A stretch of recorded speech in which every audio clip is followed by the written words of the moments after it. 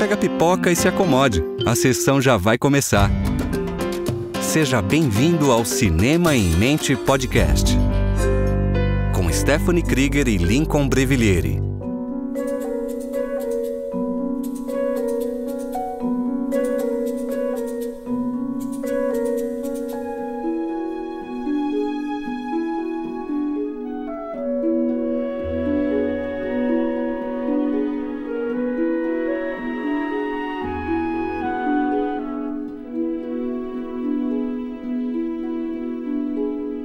Olá, sejam muito bem-vindos à sua sessão quinzenal do Cinema em Mente. No episódio de hoje, vamos falar sobre um assunto que é sempre campeão de bilheteria nas rodas de conversa entre amigas: relacionamentos. Então, para não ficar de fora dessa grande mesa de bar, segue a gente lá no Instagram, no @Cinema em Mente Podcast, e vem com a gente trocar uma ideia sobre assertividade na comunicação, as diferentes formas de se relacionar e intimidade. Não se esqueçam também de enviar sugestões para futuros episódios ou aquele feedback construtivo lá no e-mail cinemaemmente@outlook.com. E agora deixa eu me apresentar. Meu nome é Stephanie, sou psicóloga e professora universitária e não tenho a menor paciência para joguinhos.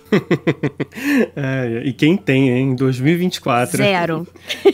Olá, meu nome é Lincoln, eu sou comunicador social e #Justiça para Drew Barrymore. O filme de hoje é uma comédia romântica lá de 2009 que conta várias histórias diferentes que se conectam em algum ponto. Apesar dessas narrativas darem muito pano pra manga, hoje a gente vai se concentrar no segmento da protagonista, a nossa querida Gigi. Uma mulher que ela viveu inúmeras decepções amorosas, tem vários encontros frustrados e com isso passa a buscar sinais em tudo que vê. Mas tudo muda quando ela encontra o seu mestre Yoda particular, o dono de um bar chamado Alex. Ele lhe ensina todos os segredos por trás dos joguinhos que os homens fazem e logo a Gigi precisa aprender quando ele não está tão afim de você. E caso não tenha ficado claro, esse é o nome do filme. Ainda não é um sinal.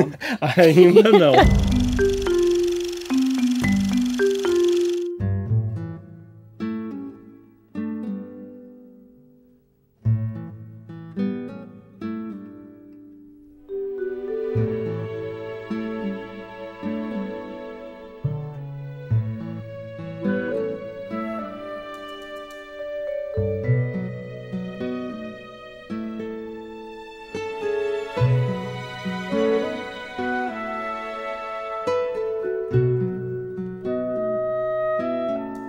Então vambora, vamos dar o nosso pontapé aqui e já vou começar te fazendo uma pergunta, Lincoln. Tá preparado? Eu tô tentando. Tem roupa pra isso? Por que é tão difícil se comunicar no relacionamento? Você sabe me dar uma resposta? Ixi, nossa, já começa assim, já? Meu Deus do céu, eu não faço a menor ideia, mas eu tenho um pensamento, assim, que é o fato da gente vir de lugares muito diferentes. Eu pensar de uma forma X, o fulano ou a fulana pensar de uma forma Y, e aí às vezes fica meio difícil chegar num meio termo. Tô indo por um caminho? Tá indo por um caminho. Vai chegar em algum lugar. Menos mal. Sinal que tá fazendo efeito a terapia. Mas sim, eu acho que a gente pode dizer que divergências, né, assim, são um grande obstáculo mesmo para nossa comunicação. Mas eu vou dar uma resposta mais simples. Achei a sua resposta, assim, muito, muito bonita. Eu digo porque a gente acha que o outro tem uma bola de cristal. É verdade. E eu não sei você, mas a minha veio faltando de fábrica. Eu tenho uma piadinha interna com o meu namorado que é assim, a minha bola de cristal quebrou lá em 1992. Então fica difícil às vezes. Pois é, ainda não teve conserto, né? Não teve. Esse que é o maior problema. E assim, eu acho que isso traz uma dificuldade de comunicação pra gente, né? Na vida, em todas as nossas relações, né, interpessoais. Mas quando a gente fala de um relacionamento afetivo, a gente tá falando de um grau de intimidade muito grande, né? E aí não ter essa bola de cristal faz toda a diferença. Ai, como faz? Pois é. Se alguém achar, gente, por favor, diz onde vende. Manda, escreve no comentário. Né? O mundo seria muito mais fácil. Pois é, e já que a gente não vê ou ela quebrou no meio do caminho, a gente precisa saber comunicar para o outro. O que a gente pensa, o que a gente sente, o que a gente quer, o que a gente precisa. E aí a gente tem 2 trabalhos. O primeiro, identificar isso pra gente mesmo. E aí eu digo, né, que a nossa comunicação começa com a gente. Ela começa internamente. E um segundo trabalho que é falar isso pra uma outra pessoa. E achar um jeito de como facilitar esse entendimento. Você já deve ter ouvido aquela frasezinha, né? Eu sou responsável pelo que eu falo, não pelo que o outro entende. Já ouviu? Já. Só que eu não sei, eu acho essa uma desculpa tão fácil. Pois é. Tudo bem, né? Eu acho que é uma responsabilidade muito grande a gente mexer lá no entendimento do outro, mas a gente tem a obrigação de se fazer entender, de saber com quem que a gente tá se comunicando e ajustar a nossa comunicação nesse sentido. Um exemplo que eu gosto muito de dar, né, no meu consultório, a gente não fala com uma criança do mesmo jeito que a gente fala com um adulto. A gente muda a escolha das nossas palavras, a gente muda o tom de voz, a gente muda, às vezes, até o tamanho da mensagem. Então, por que a gente não faz isso, né, assim, com as pessoas com quem a gente se relaciona? E aí, eu acho que vai bem no que você falou, né, desse obstáculo ser o fato da gente vir de histórias diferentes, né, de lugares diferentes e ter as nossas divergências. Só um adendo. Eu acho que o parceiro de ninguém pode ouvir esse episódio. Vai ser munição pra ser jogado na cara depois. Tudo com moderação, hein, por favor. Usem nossas discussões com moderação. Mas você sabe que a gente tem a possibilidade de treinar uma habilidade pra melhorar isso? Isso muito me interessa. Por favor. Porque às vezes a gente acha que basta a gente ser um bom comunicador, mas comunicação, né, ela envolve várias habilidades e que muitas delas a gente tem como treinar, ou seja, a gente tem como ficar melhor do que a gente é hoje. Uhum. E aí eu vou, né, não dá pra falar de tudo num único episódio, mas hoje, né, eu separei pra gente falar aqui um pouquinho sobre assertividade, que seria, né, uma dessas ferramentas, né, uma dessas habilidades de comunicação. Você sabe o que é isso? Eu estava fazendo as minhas pesquisas lá. Olha, aplicado. Eu sou aplicado, mas só que eu acho muito confuso. Uhum. Porque tem várias definições que eu achei diferentes, assim. Uhum. E aí, mais me atrapalhou do que me ajudou. Às vezes é assim. Exato. Se você não tá errado, não. A gente tem várias definições mesmo. Até se a gente pegar fontes, né, confiáveis, às vezes a gente percebe, sim, algumas divergências. Embora a gente ache um consenso um pouquinho maior, né, do que só dar um Google. Uhum. Se o pessoal ainda dá um Google. Me deixa ser millennial. Mas a assertividade, eu vou trazer aqui o conceito, né, de um grande autor, né, na área das habilidades sociais da psicologia, que é o Vicente Caballo. E ele vai dizer pra gente que a assertividade, né, por definição, ela implica na gente expressar, né, diretamente os nossos próprios sentimentos, necessidades, né, direitos legítimos ou opiniões, sem ameaçar ou castigar as outras pessoas e sem violar também o direito das outras pessoas. Porque às vezes a gente é ótimo em comunicar o que a gente quer ou o que a gente está sentindo, mas isso vem numa forma de agressividade, né? Como se o meu objetivo fosse conseguir o que eu quero. Entende? E assertividade não é isso. Entendi. É eu conseguir comunicar. O objetivo final dela é eu conseguir comunicar ao outro essa minha experiência interna. O que eu tô sentindo, o que eu tô precisando, um direito meu que eu posso estar sentindo e é pouco considerado ou violado, a minha opinião sobre alguma coisa. E isso vai implicar em respeito antes de tudo, né? Em a gente respeitar esse nosso próprio conteúdo, porque às vezes a gente não expressa porque nem a gente consegue respeitar. Às vezes a gente não consegue ver a nossa necessidade como legítima ou olhar para o nosso sentimento e considerar, né, que ele é válido. E aí, como é que eu vou comunicar para o outro uma coisa que eu mesma não identifico, não aceito em mim? Nossa senhora, mas é uma porrada atrás da outra hoje, hein? Caraca. Você que me chamou para essa mesa de bar. Justo, agora aguenta. Então, antes de tudo, implica esse respeito a gente mesmo e aos direitos e necessidades da outra pessoa. Vou te dar um exemplo. Eu posso, né, chegar pra você mesmo, né, e falar, Lincoln, tem como você me ajudar aqui com um problema? Né, e pra você me ajudar, eu vou precisar que você estude sobre esse determinado assunto. Só que você tá numa semana super cheia, com um monte de atividade pra fazer, enrolado no trabalho. Sabe aquela semana que tudo dá errado? Eu sei, muito bem. Você já teve uma dessas? Olha, uma experiência única na vida, né? Quem nunca? Exatamente. E aí você pode muito gentilmente, de forma também assertiva, tem em certa parte empática, né? Que quer dizer, né, que você compreende a minha necessidade, mas negar o meu pedido. E dizer, Stephanie, poxa, eu queria muito te ajudar, mas cara, essa semana estourou tudo aqui, eu não vou ter tempo de fazer o que você tá me pedindo. Tem como eu te ajudar em outro momento? Ou seja, você não atendeu o que eu te pedi, você não atendeu a minha necessidade. Mas você também comunicou qual era a tua possibilidade naquele momento. Então a gente conseguiu ali, às vezes, chegar num consenso. A gente pode dizer, então tá bom, não pode fazer isso na semana que vem, aí você me ajuda na semana que vem. Então, né, ao invés de se achar ali obrigado, né, a colocar mais uma atividade no meio de uma semana já difícil, né, e fazer das tripas coração pra atender o meu pedido. Então, assertividade é isso, é a gente conseguir comunicar ao outro o que a gente quer, precisa, sente, pensa, sem querer também exigir do outro. Entendi, mas só que uma dúvida. Assertividade também está no outro quando ele está ouvindo o que você está comunicando? Boa pergunta.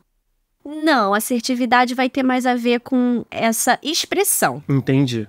Essa habilidade da gente ouvir, e aí vou até de uma maneira, um pouco mais a fundo, ouvir verdadeiramente, porque ouvir por ouvir, né, todo mundo sabe do que eu tô falando. Mas ouvir verdadeiramente a ponto de considerar o que o outro tá colocando pra gente, isso já estaria mais relacionado à habilidade empática. Entendi. Que são duas habilidades que, vamos dizer assim, no nosso repertório habilidoso socialmente, elas andam de mãozinha dada, né, porque pra gente conseguir também, vamos dizer assim, né, fazer a conta ali da equação, o que o outro tá me pedindo, o que eu posso nesse momento, a minha necessidade, a gente precisa também considerar o que o outro tá expressando. Então, elas vão ser complementares em algum nível. Mas, por que eu resolvi trazer assertividade pra gente falar aqui hoje? Porque é tudo que a gente vê faltando nos personagens do nosso filme. Meu Deus do céu, mas e como? E como? Não é? Sabe filme de terror que a gente fica com aquela sensação de, cara, se aquela pessoa não tivesse ido naquele lugar, ela não tinha morrido? Sim. Esse filme me dá a sensação o tempo inteiro de assim, cara, era só essa pessoa dizer o que ela tava sentindo e não tinha dado nisso tudo. Exatamente. É um emaranhado de, sei lá, pessoas indecisas ou inseguras. Ai, dá uma agonia. Exato. E aí é onde entra, né, o nosso grande mestre Yoda do filme, que também não é, depois a gente vê que também não é tão mestre Yoda assim, né, o Alex. Não mesmo. Mas que, no fundo, é um pouco do que ele ensina a Gigi a perceber.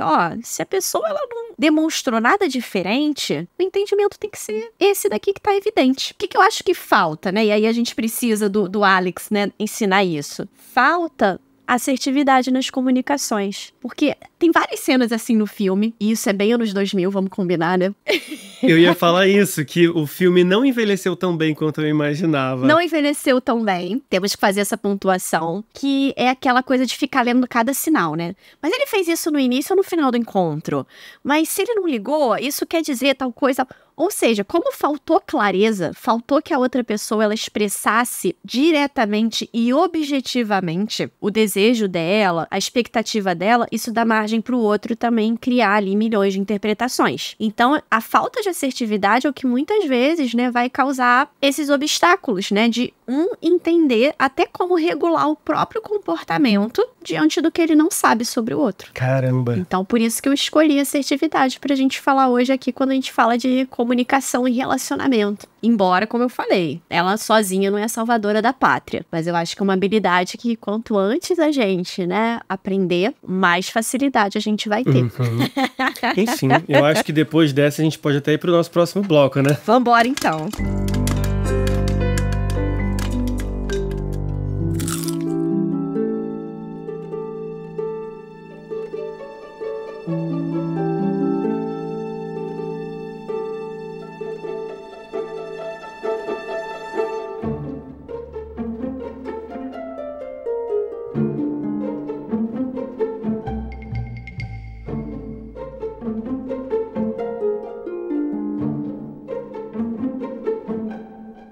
Eu acho que uma coisa que é muito legal de salientar sobre o filme é justamente o fato dele contar, né, várias histórias diferentes e a gente entender que existem inúmeras formas diferentes de se relacionar, inúmeras formas de amar e tudo mais.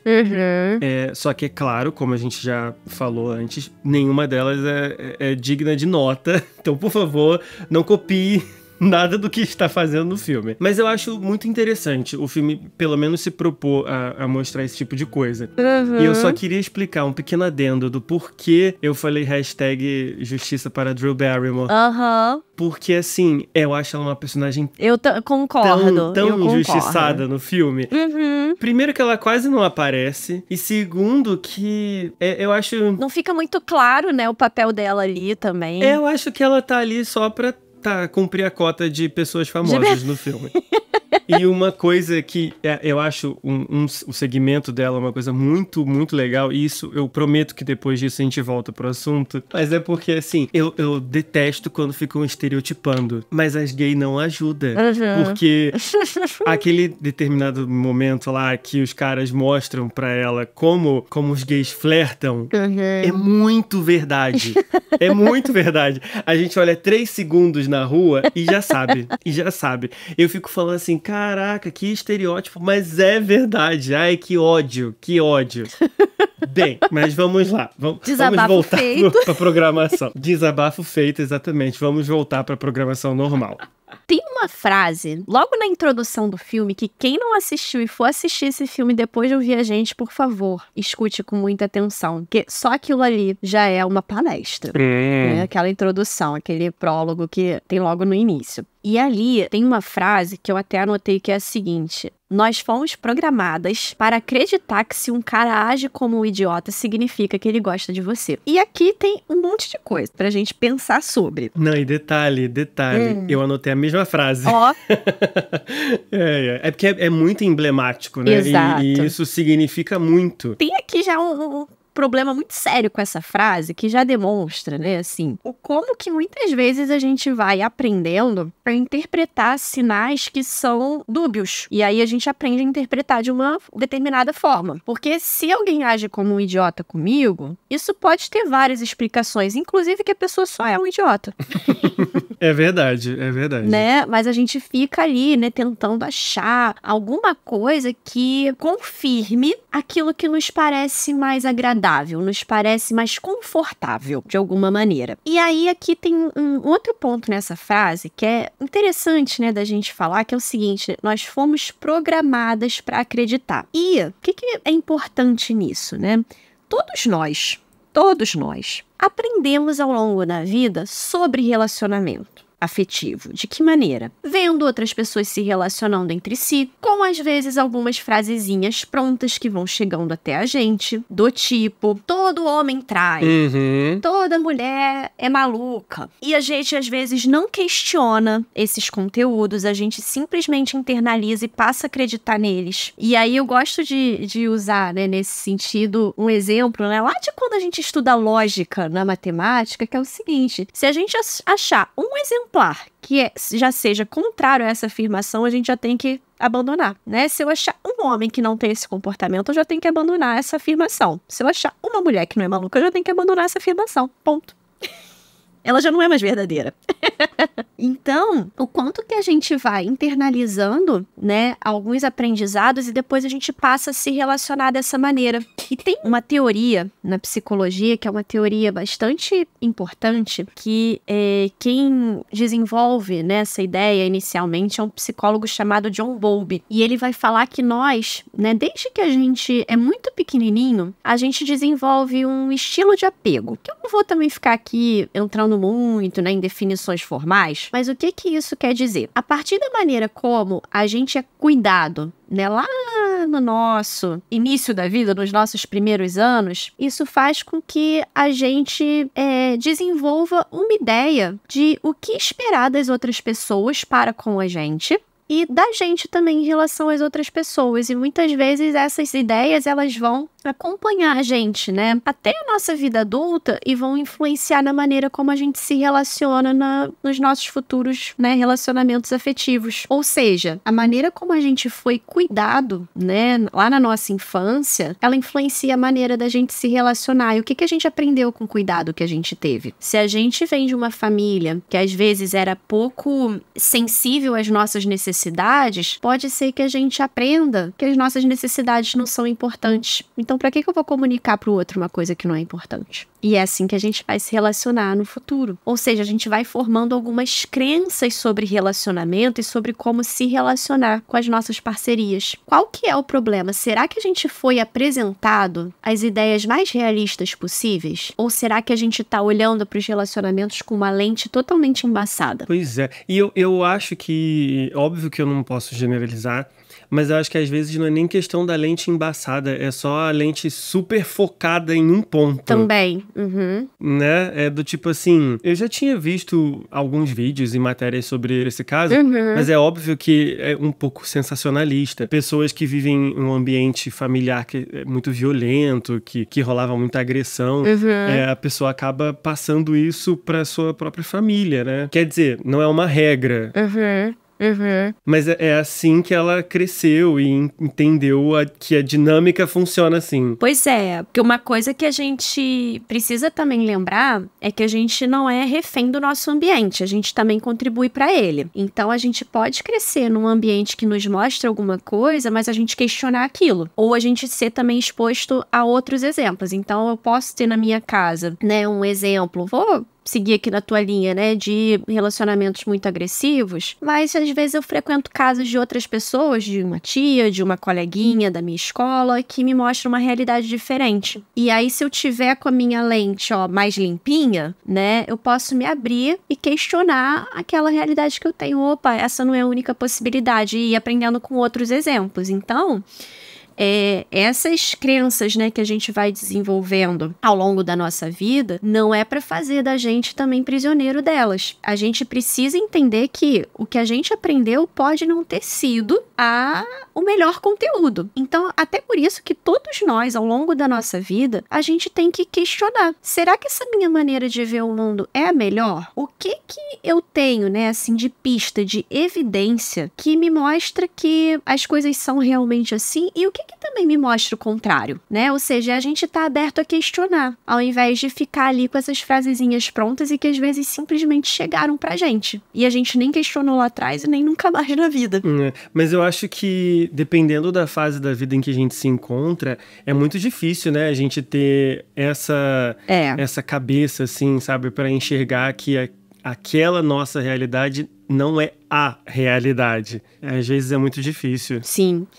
Eu acho que quanto antes a gente descobre, né, o poder de questionar, é verdade, melhor. E aí é pra vida inteira, né? Pra vida inteira. Eu anotei aqui, né, uma crença, por exemplo, que aparece no filme também, é com o personagem do Ben Affleck, né? O Neil. E que ele tá lá, né, com a namorada dele, falando sobre o casamento, e ele solta pra gente, né, a seguinte afirmação, ó. Quem se casa não é de confiança. Olha aí um aprendizado, né, que ele teve lá na vida dele. O filme também não explora muito isso, mas que vai repercutir no estado, né, do relacionamento dele atual. E que, inclusive, gera ali um baita de um conflito. Pois é, uma das críticas negativas que eu tenho do filme, eu acho particularmente o filme muito gostosinho. Ele não é 10 de 10, claro que não, mas uma crítica que eu acho que é bem relevante é que ele é muito panfletário, digamos assim. Ele apresenta um problema e aí ele defende essa teoria. Do tipo, o Neil fala sobre isso, né, que casamento pra ele significa problema. E aí mais tarde, quando a Jennifer Aniston vai lá e a Beth vai lá no casamento da irmã, é exatamente isso que acontece. Então ele meio que prova o ponto dele. Eu acho que seria muito mais interessante e agregador mostrar que existem dois lados, assim. Do tipo, a irmã podia de fato ter um casamento legal com um cara legal pra ela, e ainda assim o Neil, por algum motivo, mudar o pensamento dele, mas aí não é isso que acontece. Pois é, mas isso é um cuidado que a gente também tem que ter, quê? Porque às vezes, por mais que a evidência contrária esteja na nossa cara, a gente deixa ela passar só porque ela não confirma o que a gente já acha. Nossa senhora, é exatamente isso. Eu vi uma vez uma frase, não lembro exatamente onde que eu vi, que aí, geralmente, quando a gente tem uma dúvida e pergunta alguma coisa pra alguém, a gente já sabe qual é a nossa resposta, a gente só quer uma confirmação. E às vezes a gente não tem essa confirmação e fala, você tá errado, eu vou acabar fazendo do jeito que eu já queria mesmo. Exatamente. Em casa acontece direto, né? E eu ainda pergunto, né? Então perguntou pra quê, né? Então. Clássico, né? Mas todos nós fazemos com isso. Com toda certeza, eu sou mestre em fazer isso. Exatamente, todos nós fazemos, né? A grande questão é a gente realmente, né, começar a adotar uma postura mais questionadora na vida, né? Então, assim, comecei um relacionamento novo, como será que é esse relacionamento? Porque as minhas experiências passadas, tudo bem, elas me dão algum aprendizado, mas elas não me dizem, né, assim, tudo que eu preciso saber, né? E outra, comportamento do outro, né, ele pode ter várias razões. Então eu posso até ver um comportamento parecido, mas será que é exatamente a mesma coisa? Então a gente tem que ter um olhar, né, muito questionador nesse sentido. O que essa situação me mostra? E o quanto que essa situação, ela vai no mesmo sentido do que eu já acredito ou não? E será que o que eu acredito é o melhor? Ou será que tem outras maneiras de pensar sobre isso? Então a gente precisa aprender a questionar mais, ao invés de já ir cheio de certezas, né? Que no filme a gente vê isso o tempo inteiro. É um monte de personagem, né, ali vomitando certezas. Exatamente. E o pior, se a gente pegar só o filme como exemplo, poucas são confiáveis. O próprio nome do filme já é uma provocação nesse sentido, né? Assim, é o que às vezes está na cara e é o que ninguém fala pra outra pessoa. Por isso que eu acho aquela introdução do filme toda muito legal. E você vê que isso independe de gênero, independe de lugar, independe de idade, porque aparece gente do Japão, aparece a tribo na África e todas elas têm o mesmo questionamento. Exatamente. Até que ponto isso é verdadeiro? Não sei, mas a gente tá aqui só discutindo o filme. Exatamente.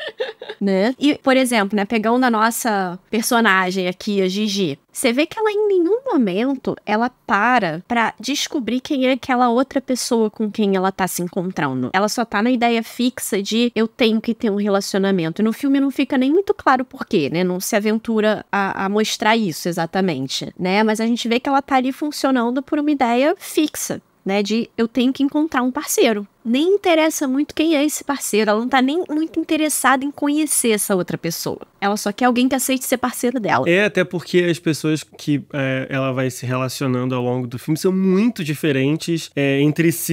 E é nítido que não é nada compatível pra ela.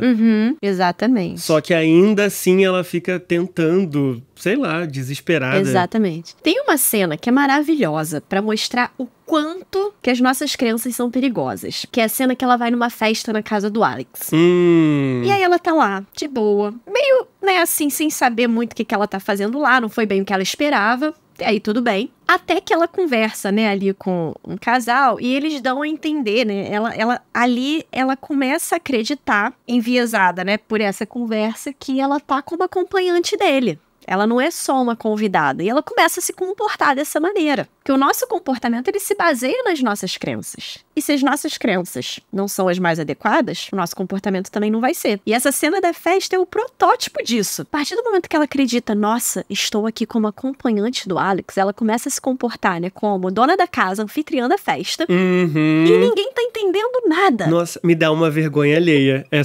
Me dá muita vergonha alheia. E aí eu fico, ai menina, sai daí, por favor. Por favor. E aí volto a dizer, faltou o que ali? Questionamento. Né? Sabe só aquele pontinho de interrogação? Será que é isso mesmo? Na dúvida. Deixa eu perguntar, né? Ou deixa eu ficar na minha, né? Então, o questionamento, ele ajuda a gente a adaptar o nosso comportamento, né? A melhor adequação ali àquela situação. Mas acho que a gente já se alongou bastante nesse sentido, né? Vamos passar pra frente? Vamos lá. Então vamos falar agora, né, de um ponto que ele é, talvez, o primordial quando a gente fala de relacionamento afetivo. Intimidade. Vambora? Nossa, vambora. Você está ouvindo Cinema em Mente Podcast.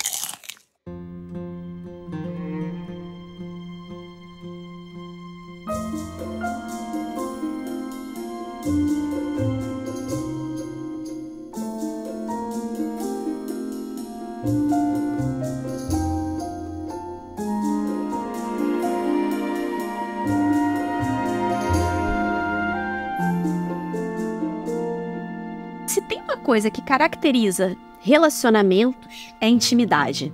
E aí, né, não dá pra gente falar de intimidade sem pensar que isso é uma faca de dois gumes. Ela pode ser muito boa, ela pode ser muito ruim. Pois é, e nem cair na armadilha de que intimidade é sinônimo de sexo. Perfeito, exatamente. Até porque dá pra fazer sexo sem intimidade. Nossa, cara, eu tava conversando esses dias com alguém, eu não lembro quem, e era exatamente esse o ponto. Principalmente nos dias de hoje, o filme é muito água com açúcar pra enveredar por esses lados. Mas o ponto é que é muito mais fácil você transar com um completo desconhecido do que ficar com esse completo desconhecido simplesmente de mãos dadas ou abraçados vendo alguma coisa. E aí eu fico, gente, isso é assustador.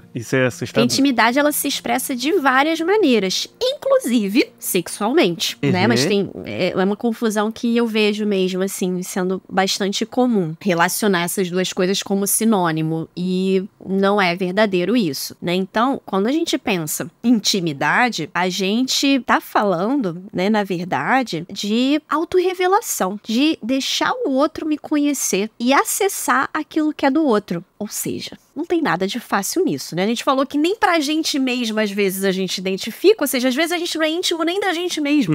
Pois é. E quando a gente pensa, né, na nossa vida, a intimidade, ela não é exclusiva dos relacionamentos afetivos, né? A gente tem, por exemplo, intimidade nas nossas relações de amizade, com familiares, muitas vezes. Mas, a partir ali da juventude, a gente começa, né, a buscar e se aproximar, né, de grupos, de pessoas, de parcerias, né, onde a gente busca, né, mais intimidade e que isso tenha, vamos dizer assim, uma maior congruência, né, a gente tenha mais afinidade, até pra gente se sentir mais pertencente àquela relação. E a gente se torna íntima porque a gente compartilha revelações, porque a gente é receptivo às necessidades da outra pessoa e porque a gente aceita essa outra pessoa do jeito que ela é e vice-versa. É uma via de mão dupla. Então, só para eu tentar entender, seria muito distante ou correto da minha parte acreditar que intimidade tem a ver com a gente se despir e se mostrar vulnerável pro outro. E quando eu digo vulnerável, não é assim, nossa, vou ficar completamente indefeso, mas mostrar um lado nosso que a gente não mostraria para qualquer pessoa. Sem ir com a guarda levantada, né? Sim, exatamente isso. E qualquer relacionamento íntimo, né, ele requer primeiro autoconsciência, que é isso, eu me conhecer, eu ter consciência dos meus processos internos, do meu sentimento, da minha forma de pensar. Empatia, que é eu conseguir também considerar e respeitar a forma do outro, mesmo quando isso traz ali algum conflito com a minha maneira de pensar e de ver, né, de enxergar as coisas. Capacidade de comunicar as emoções, resolver conflito e manter compromissos. O que isso quer dizer? A gente se comprometer com aquelas coisas que fazem parte daquela relação. Reciprocidade, né, às vezes a gente se doar, né, para outra pessoa, enfim, qualquer que seja, né, os combinados que façam parte daquela relação. E tem uma teoria muito legal, Lincoln, né, que fala sobre relacionamento afetivo, amoroso, né, como a gente quiser chamar, que chama a teoria triangular do amor do Sternberg, que é um autor, né, um psicólogo. E ele vai dizer que o amor, né, entre pelo menos, né, duas pessoas, ele se desenvolve por uma história em que essas pessoas são ali os autores dela e que esse enredo, né, ele vai refletir a personalidade de cada um, né, as concepções que cada um tem sobre o amor. E aí tem 3 elementos que compõem o amor. Intimidade, que a gente já falou aqui o que é, que seria um componente, né, emocional. Paixão, que é um componente motivacional, que é aquele que me faz buscar por aquela outra pessoa e que vai traduzir o que é uma excitação fisiológica num desejo sexual, né? O desejo por aquela outra pessoa, por estar com aquela outra pessoa. E compromisso, que aí é um elemento cognitivo, a gente pode dizer um elemento mais racional, né? Da esfera do nosso pensamento, que é a nossa decisão de amar aquela pessoa e permanecer naquele relacionamento. É sobre isso. Eu acho essa frase incrível, porque é decisão de amar. Amar não é uma coisa involuntária.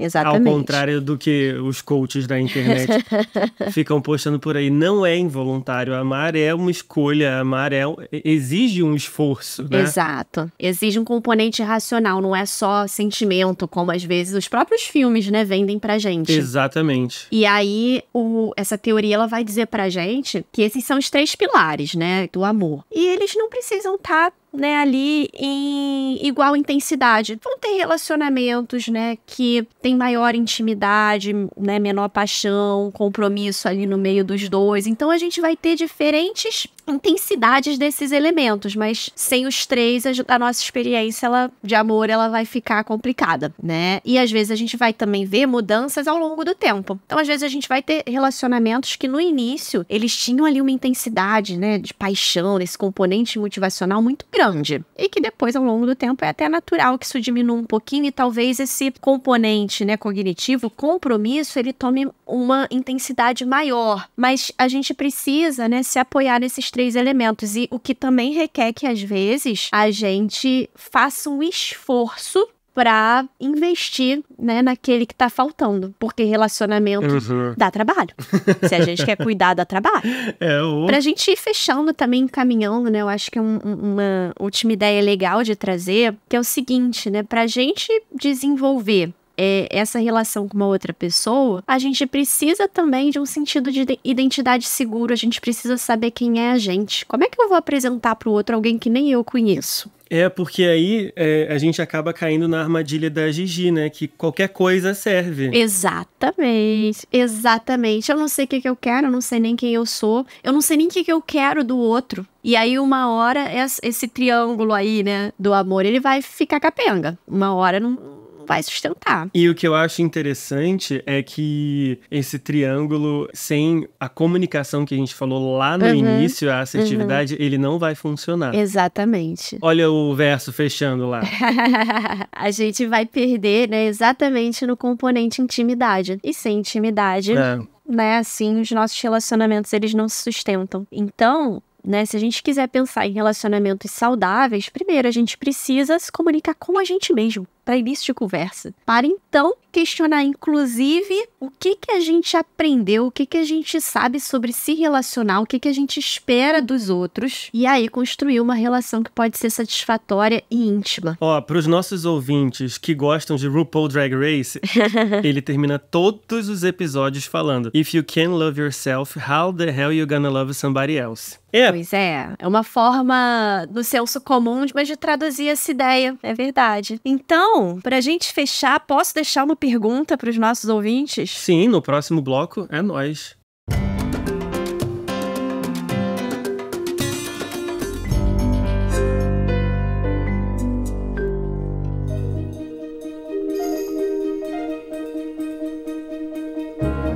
A sessão já tá quase acabando, mas antes do crédito subir, a Stephanie tem uma perguntinha pra vocês. E é pra serem honestos, hein?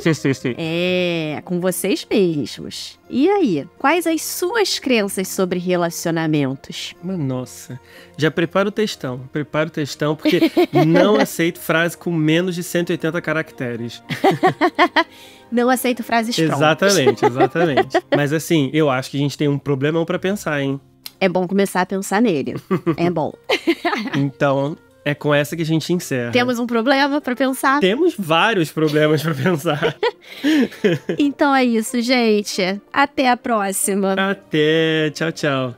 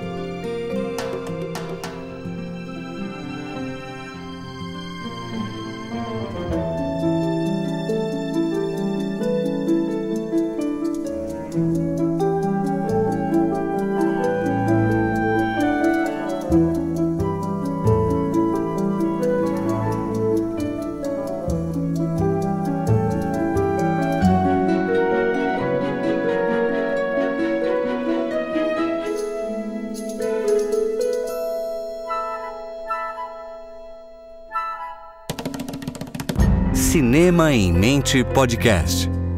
Cinema, ciência e psicologia. Esperamos você na próxima sessão. Produção de áudio Vinhetando.